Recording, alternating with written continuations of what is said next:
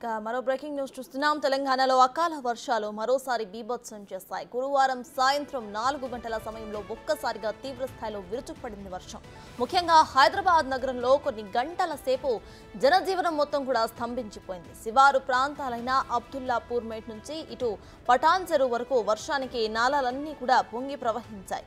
పాత బస్తీ నుండి మాధాపూర్ వరకు, మేడ్చల్ నుంచి ఇబ్రహీంపట్నం వరకు రోడ్లన్నీ కూడా జలమయమై వాహనాల రాకపోకలు గంటల తరబడి నిలిచిపోయాయి. 20వ తేదీ వరకు రాష్ట్రంలో ఓ మోస్తారు వర్షాలు కురుస్తాయని వాతావరణ శాఖ ఇప్పటికే ప్రకటించింది.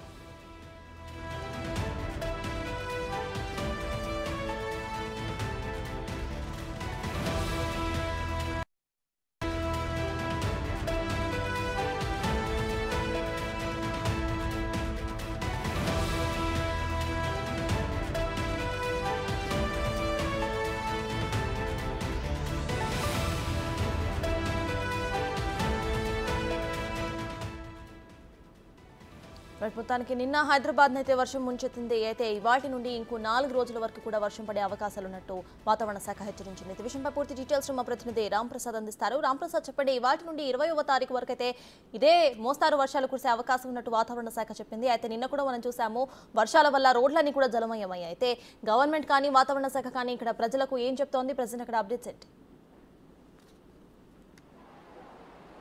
ఎస్ సర్తాజ్, మనం చూసినట్లయితే నిన్న సాయంత్రం 4 గంటల సమయంలో ఒక్కసారిగా కుండపోత వర్షం కురవడం జరిగింది. ఈ వర్షం హైదరాబాద్ వ్యాప్తంగా కూడా ఉన్నటువంటి కుండపోత వర్షానికి గాను మనం ప్రస్తుతం నిన్న హైదరాబాద్లోని బంజారాహిల్స్ రోడ్ నెంబర్ 11లో ఉన్నటువంటి ఉదయనగర్ కాలనీలో అయితే నాలాకు ఆనుకుని ఉన్నటువంటి రిటర్నింగ్ వాళ్ళు ఒక్కసారిగా కూలడం జరిగింది. ఇది కూలిన సమయంలో అయితే పూర్తి స్థాయిలో ఇక్కడ వర్షం పడుతున్న సమయంలోనే ఇది కూలడం వల్ల ఎలాంటి ప్రమాదం జరగలేదు మనుషులకైతే. కానీ ఇక్కడ అదే సమయంలో పార్కింగ్ చేసినటువంటి 3 వాహనాలు ఏవైతే ఉన్నాయో అవన్నీ ఒక్కసారిగా కూడా నాలలో పడిపోవడం జరిగింది. మనం చూస్తున్నాము, ఒక్కసారిగా మనం నిలబడ్డ ప్రాంతం నుంచి కూడా రోడ్ అంతా కూడా ఒక్కసారిగా కూలి, అంటే ఇక్కడ ఏదైతే రిటర్నింగ్ వాళ్ళకు ఆనుకుని ఉన్నటువంటి మట్టి కానీ దానికి ఉన్నటువంటి బేస్మెంట్ మొత్తం కూడా కూలడంతో ఒక్కసారిగా ఆ నీటి ప్రవాహంలో కొట్టుకుపోయినటువంటి విజువల్స్ అయితే మనం చూడవచ్చు. అంతేకాకుండా ఈ కాలనీకి సంబంధించి సుమారు 200 కుటుంబాలకు కూడా త్రాగునీటితో పాటు విద్యుత్ సరఫరా కూడా నిలిచిపోయింది. ఎందుకంటే 2 వైపులా బ్రిడ్జ్ ఏదైతే ఉందో మధ్యలో ఉన్నటువంటి 50 మీటర్ల పొడవు ఉన్నటువంటి ఒక రోడ్డు కూడా మొత్తం కుంగి ఈ నాలలో పడిపోవడం జరిగింది. అంతేకాకుండా పైనుంచి అంటే మనం చూస్తే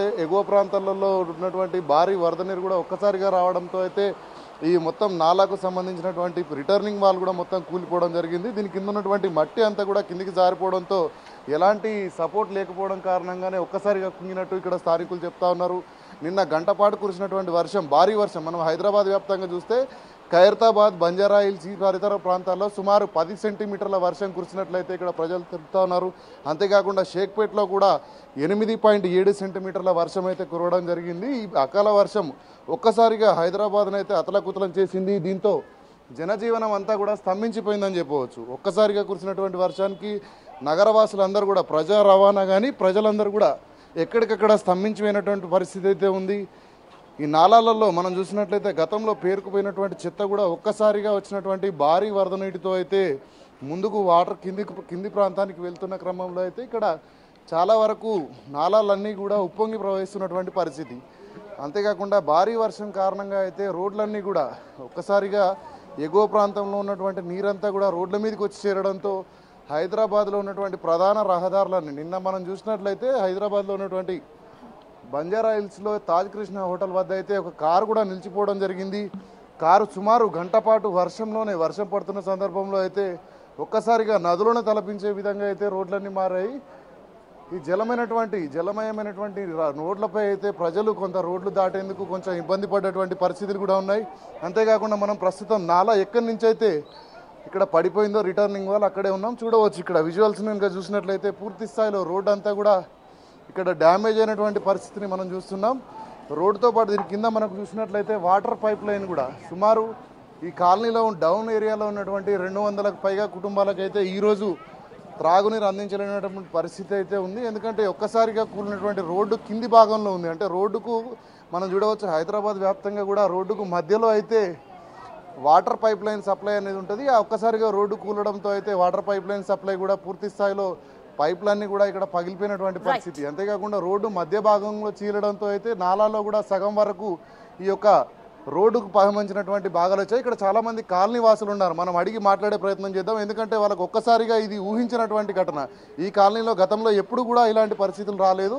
ఒక్కసారిగా కూలడంతో కాలనీ వాసులంతా కొంత భయాందోళన గురవుతారు. చెప్పండి, ఇంతకుముందు ఎప్పుడైనా ఇలాంటి ప్రమాదాలు జరిగాయా? ఎప్పుడు కాలేదు ఇది.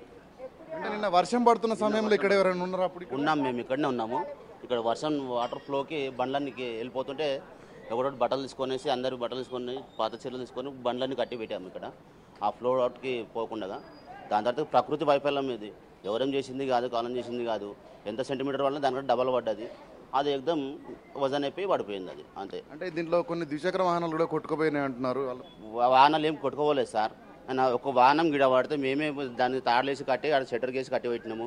మిగతా బండ్లు బయట సైడ్ ఉన్న బండ్లు మాత్రం ఫ్లో అవుట్కి అక్కడ వరకు వెళ్ళినాయి పట్టుకొచ్చారు, అయిపోయింది అది. రైట్, మనం చూసినట్లయితే ఒక్కసారిగా ఈ బ్రిడ్జి ఏదైతే ఉందో అంటే రిటర్నింగ్ వాళ్ళు కూలడంతో అయితే ఇక్కడ పరిస్థితి చెప్పండి అమ్మా, మీ ఇల్లు ఎక్కడ? వచ్చేసినా అదే రేకులు ఇల్లు మొత్తం వర్షం వచ్చినప్పుడల్లా మోరీ నీళ్ళు ఇంట్లోకి వెళ్ళిపోతుంది. ఇక్కడ పక్కనే ఉన్నటువంటి ఇల్లుల వాళ్ళు కూడా కొంత భయాందోళన వ్యక్తం చేస్తున్నారు. ఏంటంటే మరికొద్ది రోజుల్లో ఇంకా భారీ వర్షాలు ఉన్న నేపథ్యంలో, రానున్న వర్షాకాలం నేపథ్యంలో అయితే అధికారులు శాశ్వత చర్యలు తీసుకోవాలని అయితే కాలనీ వాసులు కోరుతా ఉన్నారు. Sartaj. Right, thank you Ram Prasad.